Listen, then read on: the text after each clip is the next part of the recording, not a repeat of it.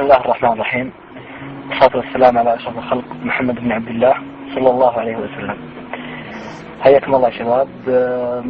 إن شاء الله ستكون هناك سلسلة جديدة بعنوان كنوز، وسيكون هناك بإذن الله يعني تحديث شبه أسبوعي عن كنز من كنوز الدنيا. بالله التوفيق إن شاء الله، نسأل الله أن يوفقنا. الكنز الأول،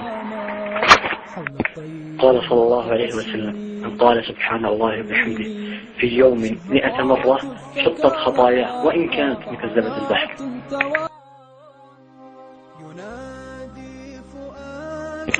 السلام عليكم ورحمة الله وبركاته.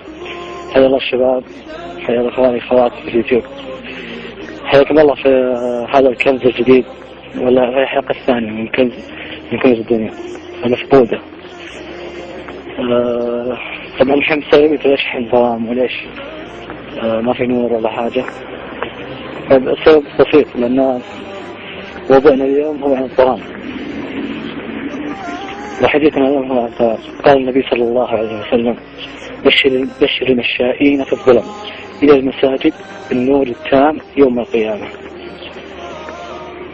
قال النبي صلى الله عليه وسلم: عيد بشر المشائين في الظلم بشر المشائين في الظلم إلى المساجد بالنور التام يوم القيامة.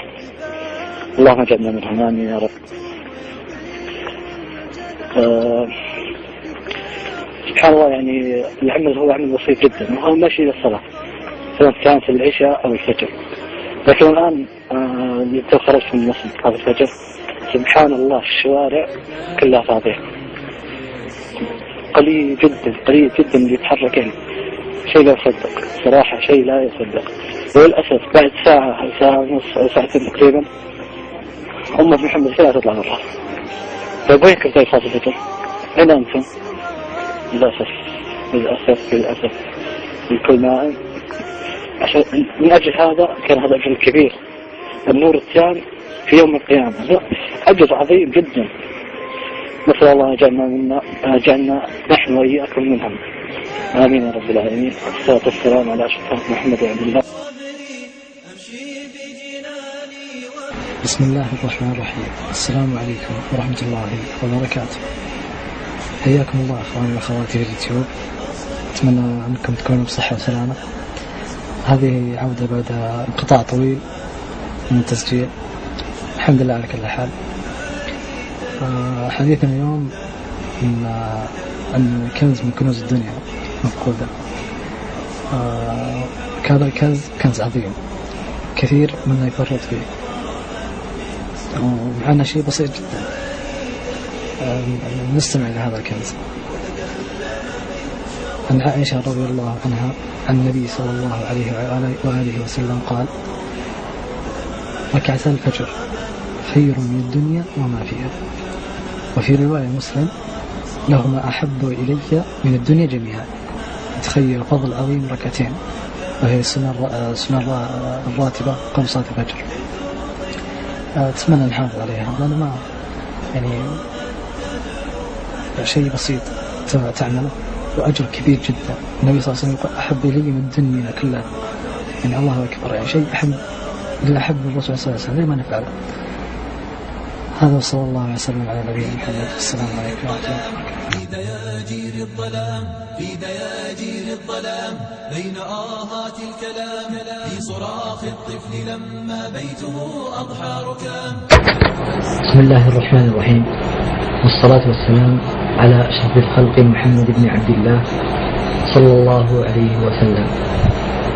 نواصل معكم أحبتي سلسلة كنز من كنوز الدنيا المفقودة. كنزنا اليوم هو غالي ونفيس لمن قاله ولمن صدق به، وغالي لكل شخص مسلم مؤمن موقن بهذا الحديث.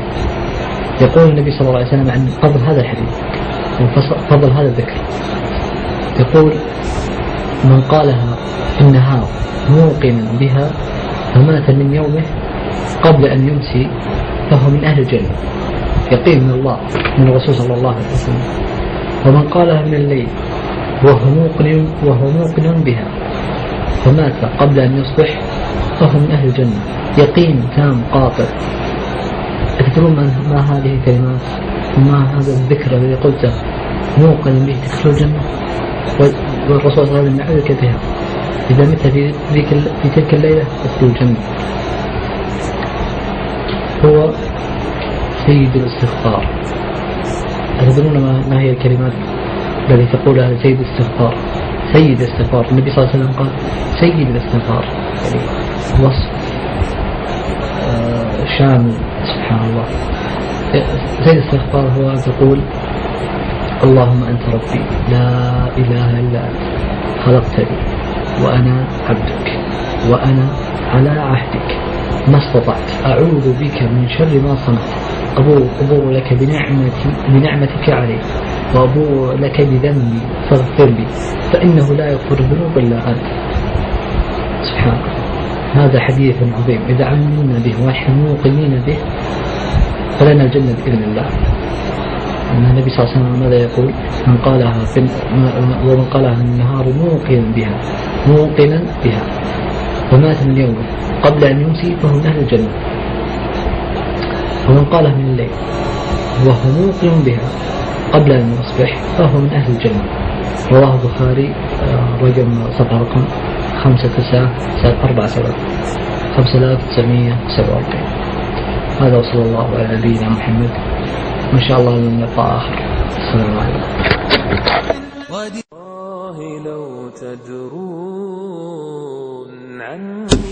بسم الله الرحمن الرحيم، والصلاة والسلام على أشرف الخلق محمد بن عبد الله صلى الله عليه وسلم. نعود إليكم من جديد والعود بإذن الله أحمد، وصلينا على نبينا محمد صلى الله عليه وسلم. نعود إليكم في سلسلة كنز من كنوز الدنيا، وهذه السلسلة الحلقة الخامسة منها. نسأل الله أن ينفع بهذه السلسلة وأن يكون ممن عملوا بها بإذن الله. الحديث اليوم سيكون عن شيء عظيم وشيء مهم في حياة المسلم وشيء رئيسي، وألا هو الصيام، خاصة في مثل هذه الأيام العشر من الحجة. سأذكر لكم مثلا حديث عن فضل الصيام بشكل عام، ثم سوف أتحدث إليكم بحديث آخر عن النبي صلى الله عليه وسلم عن فضل الصيام في عشر ذي الحجة، في أوائل عشر ذي الحجة. الحديث الأول حديث الصيام. يقول النبي صلى الله عليه وسلم ما من عبد يصوم يوما في سبيل الله إلا باعد الله بذلك اليوم وجهه عن النار 70 خريفا. اللهم صل وسلم عليه. نعيد الحديث.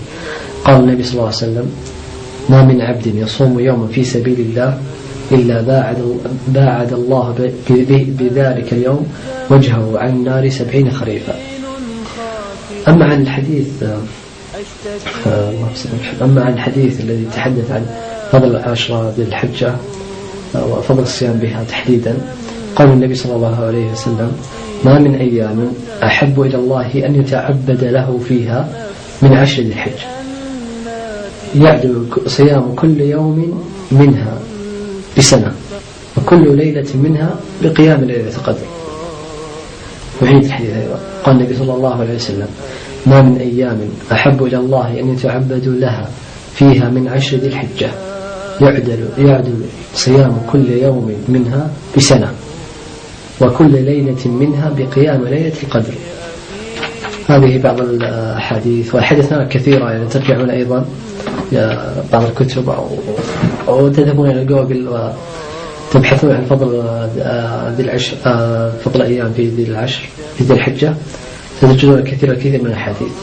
نسأل الله أن ينفع بهذا وأن يكون وأن يتقبل منا أعمالنا وأن يغفر لنا ذنوبنا. والسلام عليكم ورحمة الله وبركاته. يا إله العرش يا من أمره إن أراد الشيء في كاف ونون اصفح اللهم وارحم ضعفنا يا عظيم الصفح إنا